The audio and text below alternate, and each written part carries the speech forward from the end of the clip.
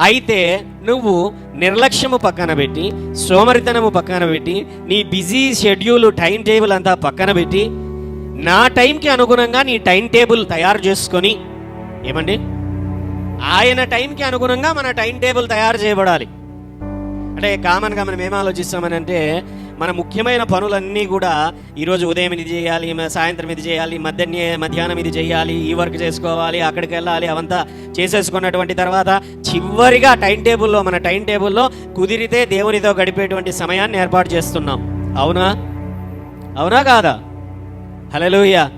మీ time table మార్చబడాలి. ఎలాగ మార్చబడాలంటే, మొదట దేవుని టైం అనేది పక్కన పెట్టి, దానికి ఆ పక్కనో ఈ పక్కనో మీ పనులు పెట్టుకోండి. హల్లెలూయా.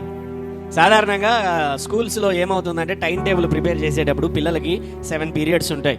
వాళ్ళకి ఏంటంటే 7 తరగతులు ఉంటాయి. అంటే తెలుగు, ఇంగ్లీషు, హిందీ, మ్యాథ్స్.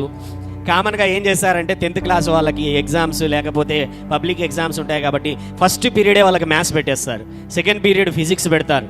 ఎందుకయ్యా అని అంటే, ప్రైమరీ క్లాసెస్ పీరియడ్స్ అవి. సో బాగా వినాలి కాబట్టి వాళ్ళు 10th క్లాస్ వాళ్ళు ఫస్ట్ మార్నింగ్ రాగానే మైండ్ అంతా ఫ్రెష్గా ఉంటుంది కాబట్టి, ఆ మైండ్ అనేది ఫ్రీగా ఉండాలి కాబట్టి వాళ్ళు ఏం చేస్తున్నారని అంటే, ముందుగా ఏదైతే ప్రాముఖ్యమైనదో ఆ క్లాస్ పెట్టేస్తున్నారు. అవునా కదా?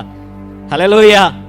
ఎందుకు పెడుతున్నారంటే, ఫ్రెష్గా ఉన్నప్పుడే ఫస్ట్లోనే అయితే అన్ని మైండ్లోకి వెళ్ళిపోతాయి అని చెప్పి, ఆ తర్వాత కొంచెం ప్రాముఖ్యం, కొంచెం ఈజీ సబ్జెక్ట్స్ పెట్టుకుంటూ వస్తారు, కష్టమైనవి.